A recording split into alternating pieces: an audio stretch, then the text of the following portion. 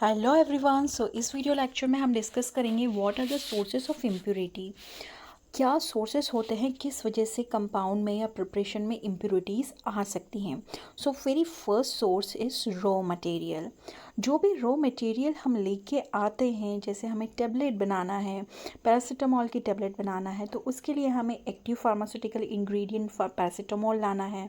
Then उसके साथ जो भी हम एडिटिव्स डालेंगे या एक्सिपिएंट्स डालेंगे वो लेके आना है। तो अगर ये जो इंग्रेडिएंट्स हैं या ये जो एपीआईज़ हैं वो इम्प्योर होंगे, तो फार्मास्यूटिकल जो प्रिपरेशन, जो एंड प्रोडक्ट होगा, उसमें भी ये इम्प्योरिटीज़ इनकॉर्पोरेट होंगी और उस प्रोडक्ट को कंटामिनेट करेंगी। और वही कंटामिनेटेड प्रिपरेशन पेशेंट कंज्यूम करेगा और उसकी हेल्थ पर इफ़ेक्ट पड़ेगा। Okay. Second source of impurity is method और प्रोसेस ऑफ मैन्युफैक्चरिंग। जो भी प्रोसेस या मेथड आप यूज़ करते हैं, मान लिया प्रोसेस में हीटिंग लग रहा है, तो ओवर हीटिंग की वजह से प्रोडक्ट जल सकता है। ओके। देन डिटोरिएट हो सकता है। सो हमें ये चेक करना ज़रूरी है कि हम कौन सा मेथड यूज़ कर रहे हैं प्रिपरेशन करने के लिए, या कौन सा प्रोसेस को फॉलो कर रहे हैं। Then reagent use in manufacturing process. So जैसे हम मानते हैं कि हमें कोई केमिकल रिएक्शन करके कुछ प्रोडक्ट बनाना है, कुछ सिंथेसाइज करना है, तो उसके लिए बहुत से रिएजेंट लगते हैं। रिएजेंट मतलब जो भी रिएक्शन करवाने के लिए आपको केमिकल्स लगते हैं। मान लिया NaOH, सोडियम हाइड्रोक्साइड, और एसिल की आप रिएक्शन करवा रहे हैं, तो क्या बन रहा है? सोडियम क्लोराइड सॉल्ट बन रहा है। तो ये NaOH मतलब सोडियम हाइड्रोक्साइड और एसिल क्या है? रीएजेंट है, जिसको रिएक्ट हम करवाते हैं। ओके। अगर इन ही रिएजेंट में इम्प्योरिटीज़ होंगी तो आगे वाले प्रोडक्ट में भी इम्प्योरिटीज़ आएंगी। Then atmospheric contamination. एटमॉस्फेयर में जो पार्टिकल्स प्रेजेंट होते हैं, डस्ट पार्टिकल्स हैं। ओके। अगर आप जहाँ पे प्रोसेसिंग कर रहे हैं, जहाँ पे मैन्युफैक्चरिंग कर रहे हैं, वहाँ का एटमॉस्फेयर कंटामिनेटेड है, तो आपको बहुत सावधानी रखनी है कि बाहर के डस्ट पार्टिकल आपकी मैन्युफैक्चरिंग जहाँ हो रही है उस यूनिट तक पहुँच ना पाएँ। तो इसके लिए आप डिफरेंट टाइप ऑफ फिल्टर्स लगाएंगे। ओके। पूरा प्रिकॉशंस रखेंगे। आप अंदर मैन्युफैक्चरिंग यूनिट में जाने के पहले आप जो भी ड्रेस पहन के आए हैं वो पूरा चेंज करेंगे, अपने शूज़ चेंज करेंगे। ओके।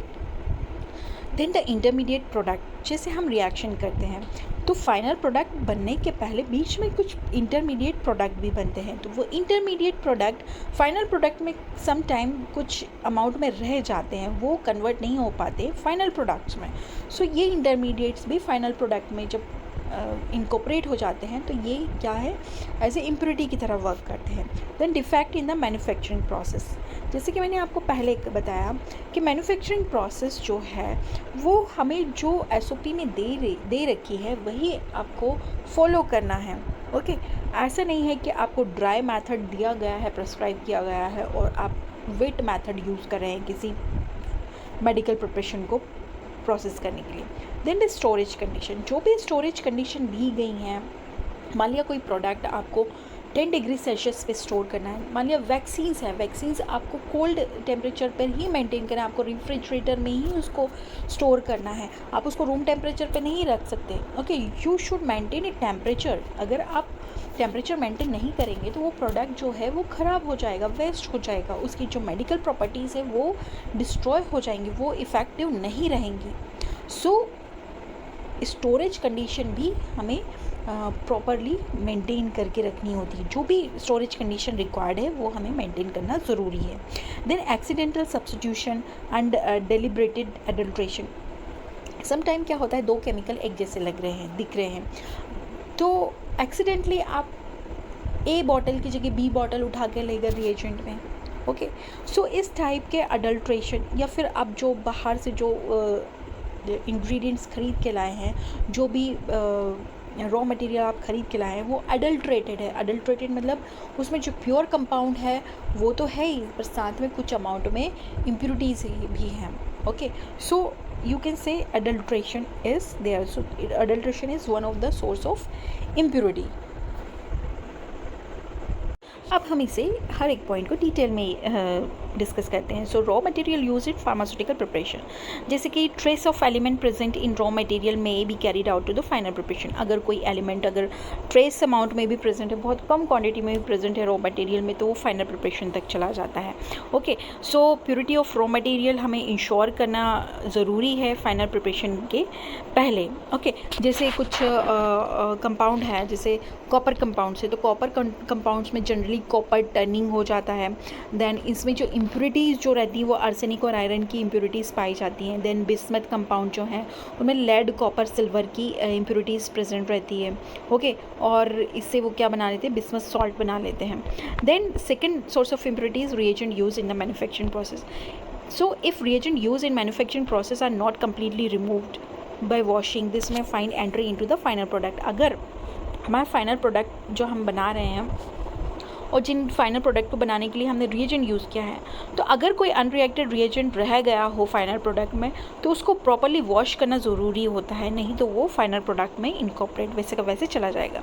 जैसे प्रिसिपिटेटेड कैल्शियम कार्बोनेट में be prepared by interaction of solution of calcium chloride. जो कैल्शियम कार्बोनेट है उसका हम जो जैसे प्रिपेयर करते हैं तो हम कैल्शियम क्लोराइड को डालते हैं। So with sodium carbonate, sodium carbonate के साथ साथ कैल्शियम क्लोराइड का भी क्या होता है, इनकॉर्पोरेशन हो जाता है। So this should be wash properly to remove excess of sodium carbonate and soluble chloride. Next जो रॉ मटेरियल नेक्स्ट जो सोर्स ऑफ इम्प्योरिटी है इस मैथड और प्रोसेस ऑफ मैन्युफैक्चरिंग। जो भी मैथड और प्रोसेस इन्वॉल्व है वेरियस रिएक्शन को कैरिड आउट करने के लिए, या तो वो सिंगल स्टेप रिएक्शन है या मल्टीपल स्टेप रिएक्शन है। ओके, पहले ए और बी को रिएक्ट करवाया तो आपने सी बना, सी को फिर आपने डी के साथ रिएक्ट करवाया तो देन आपका फाइनल प्रोडक्ट ई बना। तो रिएक्शन जो होती है वो सिंगल स्टेप भी होती है एंड मल्टीपल स्टेप वाली रिएक्शंस भी होती हैं। तो starting from raw material used and equipment, हमको पूरा ध्यान रखना चाहिए कि रॉ मटेरियल आप जो यूज़ कर रहे हैं वो प्योर है, इक्विपमेंट जो यूज़ कर रहे हैं वो साफ़ हैं। ओके, देन रिएक्शन में जो रिएजेंट्स यूज़ कर रहे हैं, अगर कोई अनरिएक्टेड रिएजेंट रह गया है तो उसका प्रॉपर वॉशिंग करना ज़रूरी है। So this should be taken in consideration. Okay, then reagents use, many reagents are use in the process of manufacturing. बहुत सारे रिएजेंट्स हम यूज़ करते हैं मैन्युफैक्चरिंग प्रोसेस के अंदर। Okay, so if the product are not washed, अगर product wash नहीं किए गए हैं और to remove the excess reagent, then this reagent liable to be carried out as a impurity in the final product. जैसे example हम calcium carbonate का पढ़ ही चुके हैं।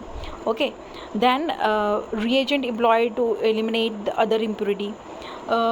कुछ reagents यूज़ होते हैं जो अदर impurities के साथ कॉम्प्लेक्स बना के हम पहले से प्रेजेंट इम्प्योरिटी को निकाल सकते हैं।